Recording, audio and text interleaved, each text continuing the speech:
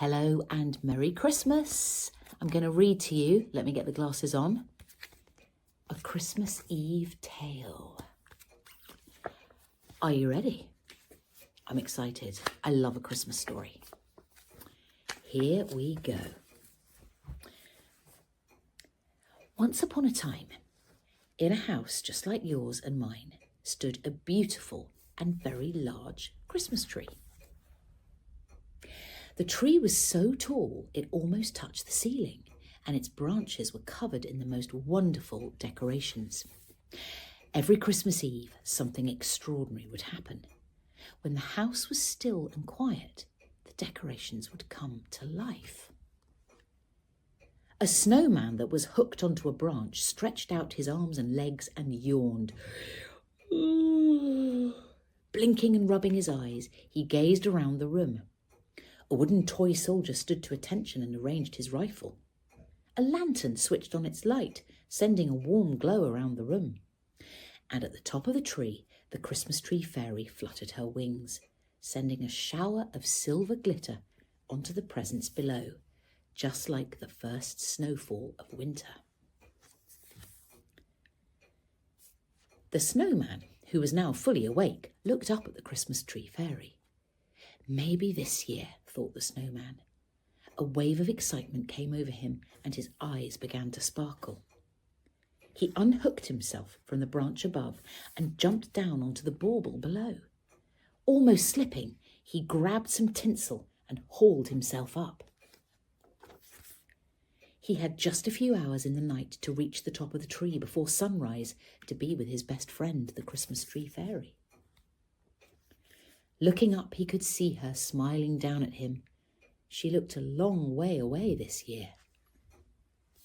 The owners of the tree had hung him much lower down than usual, and he wondered if he would ever reach her. Every year he would clamber up the tree, climbing all obstacles as he went. He eventually had to stop, for he had come to a very old Christmas tree decoration. It was a small red and silver house.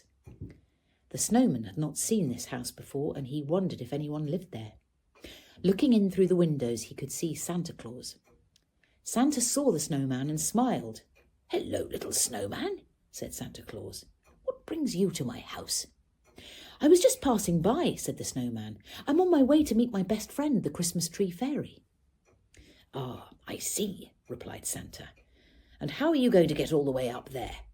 Pointing to the top of the tree. They both looked up, and it was a very, very long way. "Well," said the snowman, "the only way I know how, to climb up all the decorations, swinging myself up onto the branches and climbing up the tinsel." "Sounds like a lot of hard work to me," said Santa. "I only have a few hours left to get to the top," said the snowman.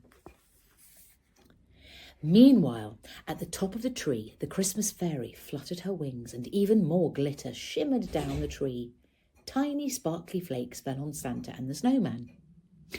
The snowman held out his hand to catch the falling stars. "See," said the snowman. "She knows I'm on my way." "Oh, I hope you reach her before morning," said Santa. The snowman set off again, clambering over a Christmas cracker, his little legs sliding down the side of the red glistening paper.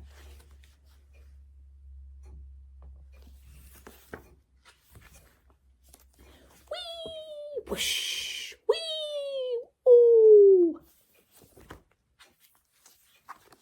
He passed more baubles and bags of gold chocolate coins when suddenly there in his path was a brand new Christmas decoration. It was an ice skater, and she wore a beautiful pink dress. Her long legs stretched out beneath her, and there on her feet were little pink skating boots. She looked sad. "What's the matter?" asked the snowman. "I want to go ice skating," she replied, "but I'm stuck in this tree and I can't get down." The snowman replied, "Why don't you climb down the fairy lights? They lead to the floor." The ice skater looked at the snowman and grinned. "They do?" she said in amazement. And grabbing hold of the wire, she began to weave her way down the tree. "Thank you," she called as the snowman peered down the tree. The snowman continued on his journey. He was almost near the top when the wooden toy soldier appeared from behind a glowing lantern. "Who goes there?" said the soldier in a booming voice. "It's only me, the snowman. I'm on my way to see my best friend."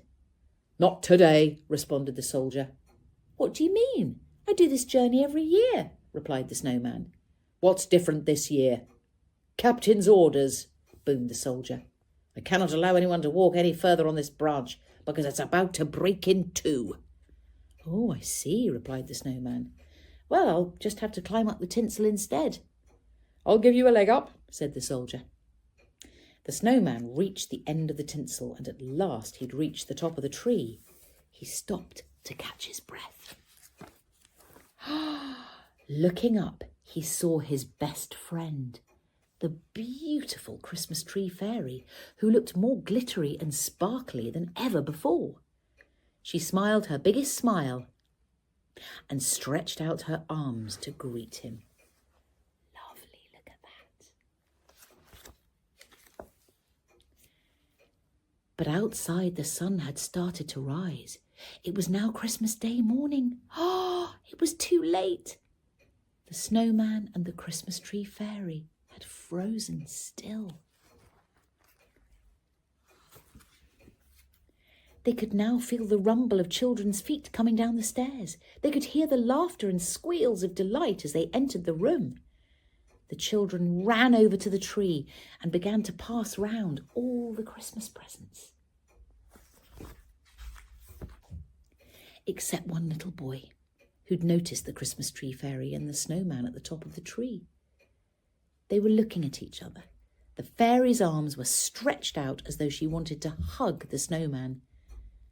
The little boy picked up the snowman and moved him into the arms of the Christmas tree fairy. We wish you a very Merry Christmas and a Happy New Year, and may all of your wishes and dreams come true. Wasn't that a lovely ending? The Christmas tree fairy and her best friend the snowman ended up in a big Christmas hug. And I'm sending you very, very happy Christmases and a virtual hug. I hope you have a lovely, that's better, isn't it? Oh, big hands. Have a lovely Christmas and a very happy New Year.